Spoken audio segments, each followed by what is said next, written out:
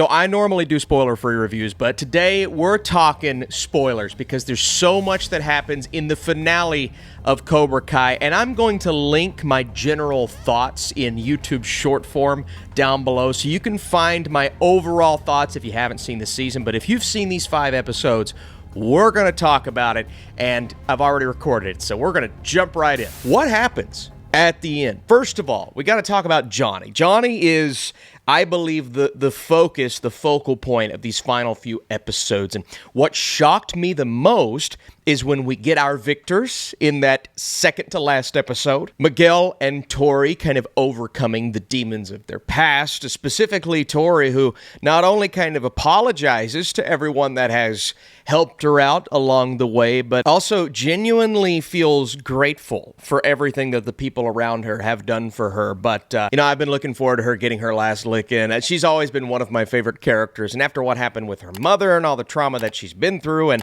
then betraying her team a few times, which is like, all right, but we get that great moment between she and Robbie. Now, Robbie, he went through a lot in this final season. The poor guy didn't get to experience the same level of victory as Miguel because he gets his bone snapped in the ring, if you will, in the middle of this battle. And I knew something like that was coming, and you get that sensei just presence on the other side that is so overwhelming and really evil. It's like, we're going to win this no matter what we do or how we have to achieve that. And so you see something like that coming. That's a very cliche approach. The bad guy is always going to try to do something bad, but this time around, it works, and it happens, and it causes Miyagi-Do to have to rethink their strategy, and ultimately, with Samantha pulling out, realizing this isn't where her heart is, Miyagi-Do kind of forfeits the competition and joins Cobra Kai. But the reason Cobra Kai is able to do any of this is because of that Kreese-Johnny resolution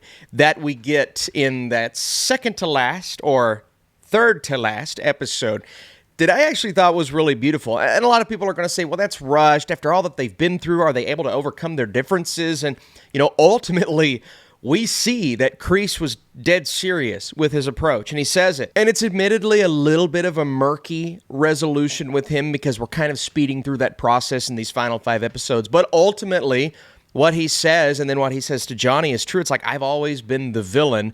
I'm sick of being perceived as that. I want some form of resolution here.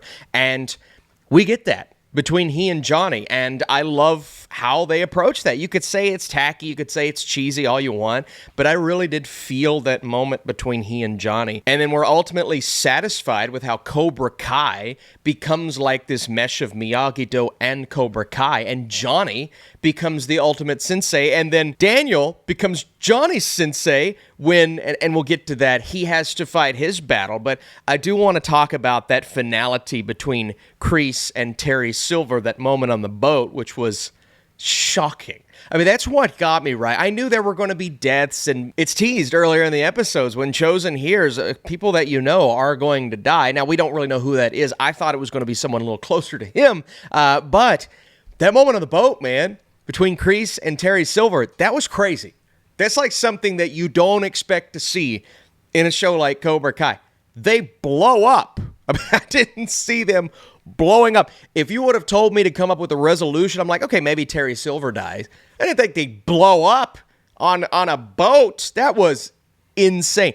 Terry Silver is going to go after Johnny's family, his newborn child. I mean, we get that beautiful moment. I thought this was awesome. Again, Johnny's arc. This is one big piece of Johnny's arc of this season, but getting married and then having the baby and then everybody coming together, family and friends, that's so cool. I love that Johnny and Daniel have finally, for now, overcome their differences, but then the two villains of the series just fighting each other and blowing up. Like, that is insane. I can't believe they did that. You talk about a shocking moment. A lot of the other things that we get are predictable. They were beautiful, but predictable. But that's a shocking moment. Other than that, most everything else works out. I mean, obviously, Robbie gets the short end of the stick here, but he's still able to realize that everything's okay. Like, I did what I intended to do. I started to come back in my fight, and I know that I could have won that battle. And that's really important. That's an important process of all of these characters. It's like Tori. I know I was able to overcome that. Robbie, I know I could have won that battle. And Johnny really overcoming a lot of his demons, having this beautiful buildup, and then we get that shocking finale of the episode prior saying, you're going to have to fight this battle. Now, that's one of the problems that I had, and that's the big problem I was talking about in the spoiler-free portion. It's like, in reality, that doesn't make a lot of sense if the senseis had to fight each other, and you all probably know better than I do what could or would happen in real life or something like this, but it's like, does it make a lot of sense that the senseis would fight each other, and that's how you would declare a victory, even though it's all about the kids? You know, it's like two basketball coaches playing one-on-one instead of going into overtime and deciding who wins the battle. Like, what? It's so, and I get it. Like, they're supposed to be skilled. That's how they teach their students. But at the same time, what if one of the senseis was like 60 and the other was 38? Would that be a fair fight? I don't know. Suspension of disbelief, I know. And it made for a great moment at the end when Johnny got his victory. That's one of my things about this finale as a whole. It's like everybody wins. Obviously not Robbie or Kreese or Terry, but the people who compete in these final few episodes, they win, and ultimately Cobra Kai wins. And that's predictable, but it's like, if they would have done it any other way, then maybe I wouldn't have felt satisfied. Like, if Cobra Kai would have lost, or even lost one of those battles, which would have caused them to lose, then I probably would have been upset. And so even though it is the predictable, almost the easy way of doing it, I don't blame the creators for doing it. Think about it, right? If Tori would have lost, it would have caused the entire team to lose. How would you have felt as a fan?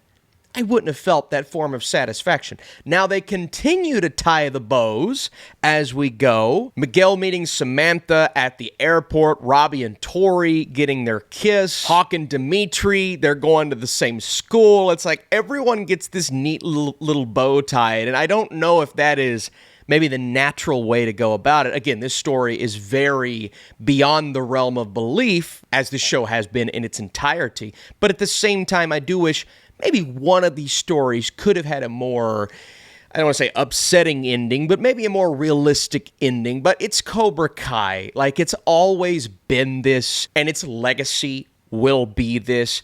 Even down to Daniel and Johnny co-senseiing, even though we still have Miyagi-Do and Cobra Kai, but going about the offense and the defense, taking that approach, taking that method. Cobra Kai always being about offense. Miyagi-Do teaching the ways that have been passed down generation to generation. You know, Mr. Miyagi, his teachings, and we don't want to forget this, have really resonated throughout this entire show, and getting the resolution to that little open-ended storyline that we had about him a few episodes back.